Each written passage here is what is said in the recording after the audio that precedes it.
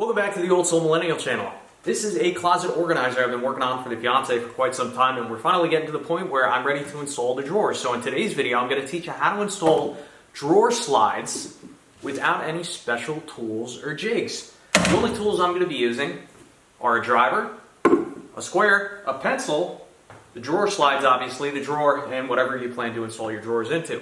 Now these drawer slides, the ones I have specifically, require a 1/2 inch of clearance on either side. Then also I built these drawers so there's a bit of a space between the top and the bottom. We'll work on that a little bit later. But to finish off my project later on, I am going to be installing a face. So without further ado, let's go over to our workbench, which is a nice flat level surface, and I'll show you what we need to do in order to get started. Alright, so how do you do this on the first shot? Well, I'm going to show you right now. First thing you need to do is pick the face of the drawer you want to face out. Now it's not really going to matter for me because I will be installing a face over this drawer, but for now I want this side to face out. Next thing we need to do is get our slide ready. This is a full extension soft close slide, and according to the manufacturer's instructions, they say that the skinny side is going to butt up or fasten to the drawer. So what I'm going to do now is I'm going to take a piece of scrap wood and put it on the face of the drawer and clamp this down. This is going to provide a very important reference mark as to where these drawer slides are going to butt up to. So now, if we take a look at the drawer slide, what we're going to do, ensuring that this drawer slide is sitting, of course, flat on the workbench here, we're just going to butt this up to this reference board right here. And I'm actually going to close this a little bit. We're just going to ensure that we're putting some downward pressure and holding this in place.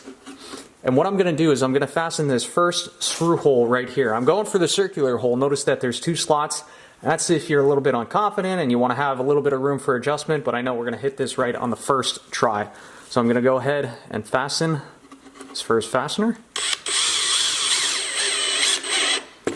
Okay, that one is set. I'm going to slide this back a little bit further. Here's our second fastener. I do have the clutch set pretty low, which is important. We're going to do the second hole here. Again, downward pressure on the slide. Okay. Okay, beautiful. So now that we have the inside part of the slide fastened to the drawer, we're simply going to remove the other half of the slide. We're going to leave it off to the side. We're going to need to fasten that in a moment here, but what I'm going to do now is go on the other side of the drawer and repeat this process on the other side.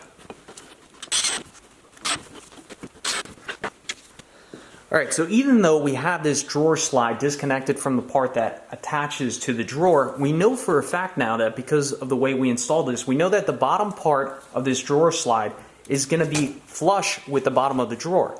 And that's going to help us out a lot here. So now I'm going to take a tape measure the height of my drawer, which it should be 7.5 inches, which it's just about 7.5 inches. For me, it doesn't matter. It doesn't have to be exact. Again, because I'm going to be installing the facing on the front of these drawers. But if we go over to our cabinet now, we take a look at one of the slots where one of these drawers needs to go to, it should be about 8.5 inches, which it's just about a little bit less than 8.5 inches. So what I plan to do is have a 1/4 inch gap at the top, and the rest of the gap can be at the top. That way we maximize the storage capacity in the drawer here. So this is really simple now. Now because I know I want the bottom of that drawer spaced a 1/4 inch off this bottom cross member, I'm simply going to take a measure with a fine tip pencil and I'm going to measure 1/4 inch. I'm going to make a fine mark. And then what you do from here is you get yourself a nice big square. And then based off that 1/4 inch mark, then you're going to take that line and just scribe down the length of the square. Like so. Also what I'm going to do is I'm just going to put a little X above that line so I know that's where the drawer slide is going to go. And we'll repeat the same thing on the other side here. Alright, beautiful. So we have these reference lines on either side of the cabinet structure. And we know that bottom line represents where the bottom of the outer drawer slide is going to sit. So now what we're going to do, we're going to take that drawer slide, bring it over here, ensure that it sits flush with the face of the cabinet, and we'll fasten that down and then we'll install the drawers. Alright, so now we're ready to install the outer slides, but before we install it, I want to go over what I feel is the proper place to install your fasteners. If you take a look here, there are 3 C square cutouts, and it's really important that you install your fasteners in these little cutouts. Reason being If you miscalculate it and your drawers say a little bit smaller, you didn't allot for that proper 1/2 inch, these will allow for a little bit of tolerance, right? So if it's a little bit wide, or excuse me, if it's a little bit narrower than the width you were planning on making it, these will bend out a little bit and allow the drawer to slide in and out freely. So that's really important. I'm gonna elect to use these circular holes. So you can see I actually have a 1/4 inch spacer. I have a piece of plywood butted up to the front, and we also have our reference line. So what I'm gonna do now is close this, and I'm gonna hold this in place. I'm actually probably gonna need a helper here. So it's definitely going to be more helpful if you have 2 people here, but what I'm going for here, I'm ensuring that this is sitting flat on this spacer, and I'm ensuring that the front of this is butted up to this piece of reference plywood.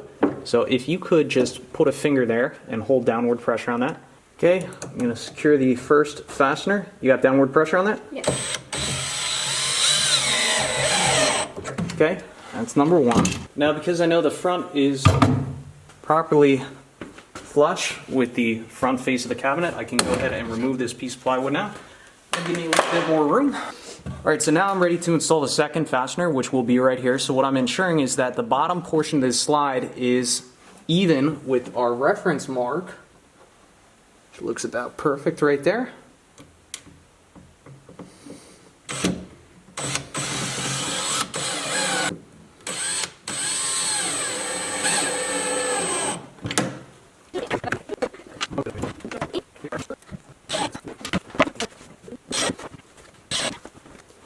Now, without further ado, let's go ahead and install this drawer and see how we did.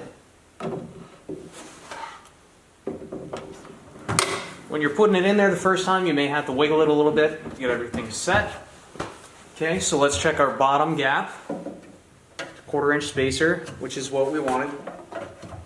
It's about perfect on either side. And if you did have differences on either side, you could always correct that by sliding the drawer out a little bit. You can remove this screw and this screw, put your spacer back, and then just use one of these vertical or horizontal slots. Check your gap once more and then come back in and install the middle screw to adjust that gap. But as it sits right now, we have that nice soft close feature. I gotta say, I'm pretty darn happy with this. Now, if I'm being hypercritical, you can hear that there's a little bit of noise right there, and that's probably just sawdust in the slides. But I gotta tell you, I think this is the easiest, quickest way to install drawer slides without any special tools or anything else like that. So I also want to conclude this video with a tech tip. Now, when you're designing these drawers, the hinges are generally a 1/2 inch. I made my dimensions exact, so there was only a 1/2 inch here and a 1/2 inch here. And I found that I couldn't get the drawers closed because there wasn't enough clearance. So I would highly recommend that you would add a 1/16 inch of space on either side. And now, because I already had made my drawers, what I had to do, I had to take my table saw and I actually had to notch out about a 1/16 inch of space on either side to get these drawers to work as intended. And now they work out all right. As you can see, I had to do that to all my other drawers too, but again, if you make them too wide, you can always notch them out and shave them back down a little bit. Add that 1/16 inch of space on either side, you'll thank me later.